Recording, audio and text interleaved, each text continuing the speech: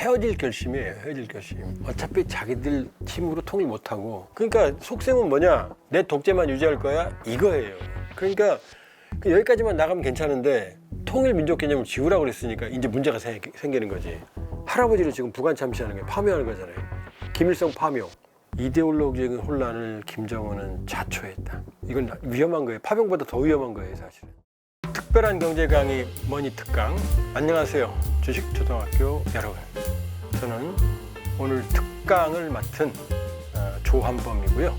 통일연구원 석좌연구위원, 그리고 북한 전문 유튜브 대동강 TV를 운영하고 있습니다. 많은 시청 부탁드립니다.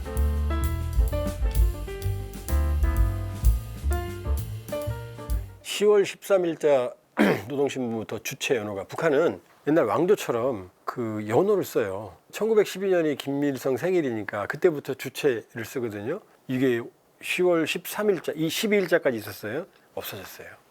이 경천 동지할 일이에요. 할아버지 흔적 지우기. 북한판 파묘. 왜? 통일과 민족 개념을 지우라고 했거든요. 근데 김일성은 1991년에 마이니치 신문과 인터뷰에서 유명한 말을 해요. 나는 공산주의자면서 민족주의자다, 이렇게. 어마어마한 충격이 왔어요. 사회주의는 민족 개념이 없어요. 블러드, 피. 왜냐? 마르크스의 공산당 선언에 보면 마지막에 이렇게 나와요. 만국의 노동자의 단결하라.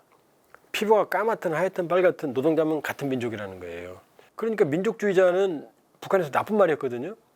김일성 전기에서도 자기 항일 무장 투쟁할 때 별것도 아니었지만 민족주의자들 자기가 처단했다고 막 그래요. 그러니까 북한에서 민족주의자 이퀄 나쁜 사람들이에요. 근데 김일성이 갑자기 90년에 민족주의자 그래요. 왜 그랬을까요? 90년 전후에서 사회주의가 망했잖아요.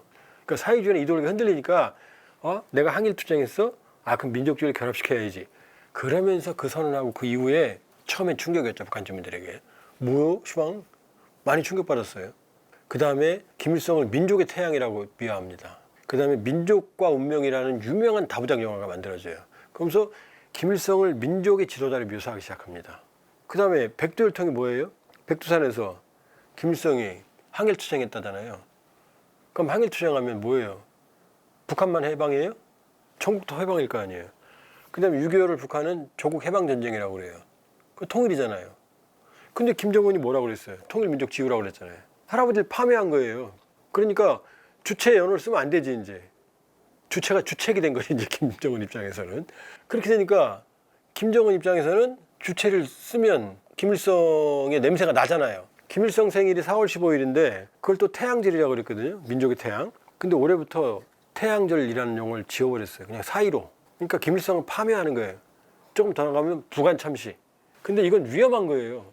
자, 우리가 돌 던지지 마세요. 예를 들어서 우리 정부가 남대문 때려 부시고 설명도 없이 광화문에 있는 세종대왕 동상, 이순신 동상 철거하고, 그럼 국민들이 이해하겠어요? 안중근 역사에서 지우고 그러면? 이해 못하겠죠? 그런 일을 지금 하고 있는, 위험한 일을 하고 있는 거예요. 자기 혼자 살짝 하고 있어요. 아무 설명도 없어요. 북한 애국가에서 심지어 삼천리란 말도 지워버렸어요. 삼천리면 전국토니까. 그러니까 모든 걸 다 지우고 있어요. 그러니까 주체도 지워야 되는 거죠, 김정은이. 근데 설명을 안 해요. 설명을 못 해요, 설명을. 왜 그런지를. 우리 정부가 애국가에서 삼천리 살짝 지우면 어떻게 돼요? 동해물과 백두산, 삼천리, 거기서 삼천리를 지워버리면 어떻게 돼요? 무궁화, 삼천리 있죠? 근데 무궁화 이 나라 이렇게 지었다고 한번 해보세요. 국민들이 용납 안 하죠? 지금 그러고 있어요, 지금. 설명 없이 살짝 줘요. 헤어질 결심이에요, 헤어질 결심. 어차피 자기들 힘으로 통일 못하고 옆에 있으면 죽을 것 같잖아. 자, 이렇게 생각해봐요. 아주 큰 나무가 있어요. 작은 나무가 있어요. 그럼 큰 나무가 아무 짓거리 안 해도 작은 나무 살아요, 못 살아요? 말라 죽잖아요, 그늘에. 그러니까 이사 가겠다는 거예요.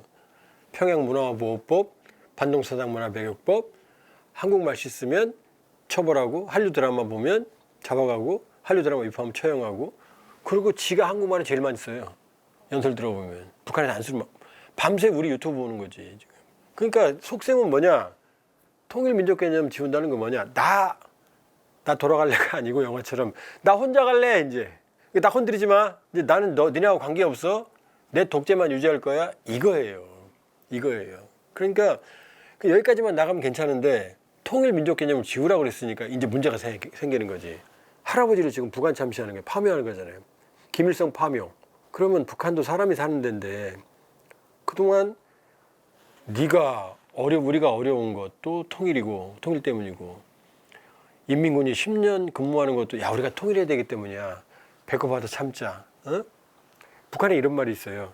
가는 길 험난해도 웃으며 가자. 이게 굉장히 유명한 말이에요. 어딜 가요? 통일의 길로 가자. 옛날에 남북관계 좋을 때 북한 가면 이제 걔들이랑 술 먹거든요. 그럼 술 취하면 이제 눈 바짝 뜨고 이렇게 말해요. 니네는 영혼이 없어. 우린 통일의 의지로 피가 끓는 사람들이야. 그럼 쫙 째려보면 우리가 막 쪼그라들거든요. 왜냐면 우리 통일의지 막 약화되니까. 그랬어요 실제로. 근데 이제 어떻게 됐어요?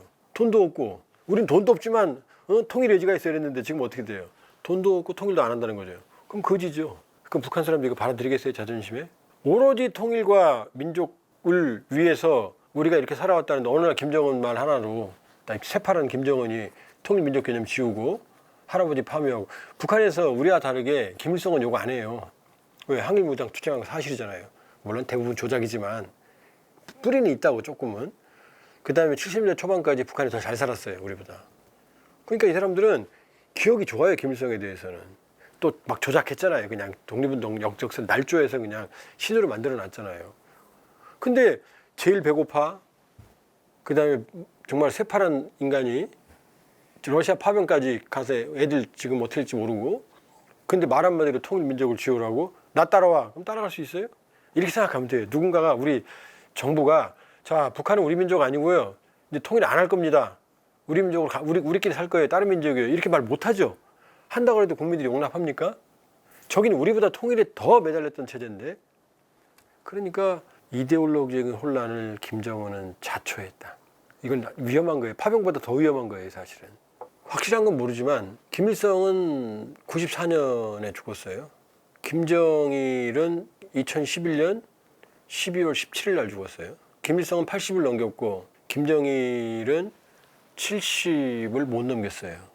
벌써 10년이 너무 차이 나죠. 김정은은 아마 50을 못 넘길 거예요. 50이나 60을 못 넘길 거예요. 건강 상태로 봐서. 둘 다 심혈관계로 죽었거든요. 김일성, 김정일.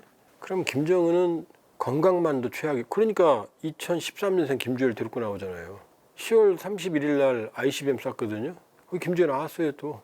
벌써 이게 이제 비공개가 지금 벌써 40여 차례예요. 예를 들면. 김정은이 처음 나왔던 게 김정일 뇌경색 2008년 8월. 그 뒤에 바로 나왔거든요. 그러니까 평양 주민들이 어떻게 생각하겠어요? 3년 뒤에 김정일 죽었거든요. 그때 우리 CIA 그다음 국정원이 예측했어요. 3년 살 거라고. 맞았거든요. 자, 김정은 2009년 1월 달에 후계자 책봉됐거든요. 그리고 2011년 12월 17일 아버지 죽었거든요. 그럼 평양 사람들이 어떻게 생각하겠어요? 김주혜 보면서 어디 아픈가 보다. 그런 소문 퍼진대요 지금. 그다음 북한에서는 봉건적이어서 여성이 지도자가 될 수가 없어요. 아주 봉건적이에요. 그러니까 김주혜를 저렇게 조기에 데리고 나오는 이유는 내세울 만한 아들이 없다는 얘기죠.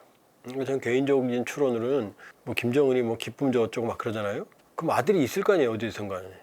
이 관계가 물러나면 아들이 없다는 얘기죠.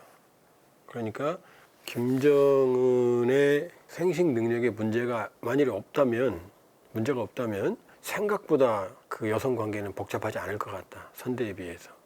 있다면 벌써 생겼을 거 아니에요. 리설주도 처음에 데리고 나왔잖아요. 왜냐하면 자기 엄마 고영이가 원산에서 정실 부인도 아니고 그 김일성 눈밖에 나서 며느리 인정을 못 받았어요. 김정은은 할아버지랑 만나서 찍은 사진도 하나도 없어요. 그렇게 흉내내지만 할아버지랑 같이 찍은 사진이 없잖아요. 한 장도 없어요. 그러니까 그 한이 있었던 것 같아요. 그 정상적인 가정에 대한. 그러니까 리설주 데리고 나오고 그래서 제 판단은 여자 관계가 문란한데 얘를 데리고 나올 수도 있죠. 그러나 그렇게 보기에는 저런 봉건적인 문화라면 벌써 아들을 만들었을 거다. 앞으로는 몰라요. 김주혜를 데리고 나오는 걸 보면 현재까지는 김주혜가 유일한 것 같다. 뭐 첫째 아들 설이 있지만 확인 안 됐고 낳았어도 죽었을 수도 있고 또 낳았어도 지금 정상이 아닐 수도 있고 막내는 너무 어릴 거고 있다고 그러는 설이 있는데 그러고 보면 현재 김주혜에 대한은 없을 거다. 현재로서는. 김주혜에 대해서 알려진 거는 확실한 건 2013년생. 이름은 김주혜. 이거 중요해요. 왜냐 2013년에 데니스 로드먼이 여름에 주혜라는 JUAE 찌끗고 아이를 안아봤다 그랬거든요. 젖먹이에요. 그러니까 젖먹이지 않아봤으니까. 그럼 그해 태어났다는 얘기죠. 여름이었으니까. 8월인가 그럴 거예요. 9월인가 돌아와서 인터뷰했으니까. 2013년에. 그럼 그해 태어난 거죠. 그때 우리가 의심했어요. 주엔지. 미국 사람 우리 이름 잘 발음 못하잖아요. 근데 최근에 탈북해서 온 북한 최고위층 인사 말이 자기 집에 액자에 자기 어른이 측근이에요. 김정은 측근. 주애를 안고 찍은 사진이 걸려 있었고 뒤에 주애 공주님과 함께 이렇게 써 있었대요. 그러니까 2013년이고 이름은 주애가 맞죠. 그리고 호칭은 공주님이었답니다. 공주님. 김여정도 어릴 땐 공주님이라고 그랬대요. 간부들이. 요건 확인된 거예요. 예, 확인된 거 없어요. 다만 국정원이 확인한 건 홈스쿨링. 학교는 안 다니고 홈스쿨링을 하고 있다는 건 국정원이 확인했어요. 김정은은 자충수예요. 통일 패러다임에서 패배를 인정한 겁니다. 지금 여러분께 제가 여쭤보고 싶은 게 지금 우리가 여론조사를 해보면 통일을 해야 됩니까? 안 해야 됩니까? 그러면은 안 해야 됩니다. 이런 사람은 없어요. 아니 없다는 것보다는 명시적으로 나 통일 싫어요. 이런 사람은 자기 의사가 있어도 크게 그걸 의사를 명확히 하는 게 쉽지가 않아요. 아, 통일이 뭐 어렵지, 힘들지, 뭐 이렇지만 통일 절대 안 돼. 이렇게 말 못 하거든요. 하는 거 부담이거든요. 근데 김정은은 통일 지워버리죠. 민족. 그럼 여론조사 해보면 우리 남쪽에서 그럼 북한이 같은 민족입니까? 우리 민족 아닙니다. 이런 사람 거의 없을 거거든요. 그러니까 통일 민족은 수천 년에 걸친 역사의 산물이고 통일은 당장은 안 되더라도 이 분단 체제가 얼마나 고통스러워요. 핵무기로 공격한다고 그러지. 매일 전쟁에 왜 살지. 그럼 이 분단 체제는 해소해야 되는 거예요. 당장 해소 못 하더라도 수십 년이 걸리더라도 언젠가는 통일이라는 목표를 버릴 수는 없어요. 이렇게 해보세요. 한번 애들한테 야 산타클로스 없어. 앞으로 믿지 마. 엄마 아빠가 선물 주는 거야. 이렇게 아이들 꿈을 뺏는 거 똑같은 거죠. 그 통일은 우리의 이상이고 언젠가 가야 될 희망이에요. 당장은 뭐 안 되더라도 그걸 안 된다라고 말을 할 수는 없는 거거든요. 그리고 해야 되고 이 나라가 언제까지 이렇게 발전할 수 있을 것 같아요. 분단 체제로 국방비 막대하게 쓰고 전쟁 위협 속에서 우리 사회 이념 갈등 다 분단의 원인이거든요. 우리는 평화 통일을 지향을 하고 긴 시간 동안 북한 사람들의 신뢰를 얻고 김정은 정권의 정책을 바꾸고 네가 힘든 거 아는데 그러지 말고 우리 서로 협력하면서 잘 살자. 언젠가 통일하자. 김정은 정권이 말을 안 들면 이제 북한 주민들하고 대화해야죠. 통일 안 한다는 건 김정은 혼자 생각이잖아요. 그렇죠? 우리는 어느 경우에든 평화 통일이라는 목표를 버려서는 안 되고 당장의 통일이 어렵지만 평화적 관계를 통해서 장기간의 신뢰 과정을 거쳐서 통일을 해야 남북한의 미래가 있는 거지. 북한이 저렇게 핵무기 껴안고 인민들 전장에 젊은 애들 내보내서 미트클라인더라는 끔찍한 얘기 듣게 하고 스톰제트 작전에 정말 이름 없는 저 평원의 차가운 땅에 죽음으로 만드는 이걸 좌시할 수 있겠어요? 이런 비극을? 그리고 왜 우리 젊은이들이 계속해서 20대 전후에 군대에 가야 됩니까? 뭐 이런 말 있어요. 군대 갔다 오면 사람 된다. 무서운 말이에요. 군대 갔다 온다고 어떻게 사람 됩니까? 그럼 여자들은 다 사람 아니겠네요. 군대 안 갔다 왔으니까. 끔찍한 말이죠.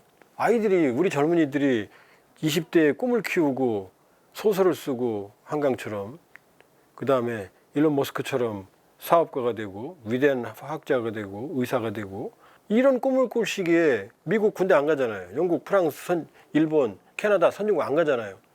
왜 우리 아이들이 계속해서 20대 그 푸른 청춘을 군대에 가서 통일이 되면 그럴 필요가 없잖아요. 지금 당연히 가야죠. 나라 지키기 위해서는. 그러니까 분단은 치료해야 될 병입니다. 우린 병에 너무 익숙해져 있는 거예요. 병식을 가져야 돼요. 아프다는 인식을 가져야 병원에 가죠. 분단은 고통스럽고 괴로운 거고 반드시 해결해야 될 병인데 자기가 병든 줄 모르는 거죠. 이 나라 사람들은. 김정은은 아예 그냥 병을 인정을 안 하는 거고. 그렇게 보면 우리가 모르는 거대한 분단의 무게가 우리를 누르고 있어요. 여러분 KTX가 어디서 끝나죠? 서울서 끝나잖아요. 북으로 못 가잖아요. 서울서 철원 가는 것보다 대구 가는 게 더 빨라요. 왜 이렇죠? 서울서 남쪽으로 가면 끝없는 아파트가 이어지는데 북쪽으로 가면 어떻게 돼요?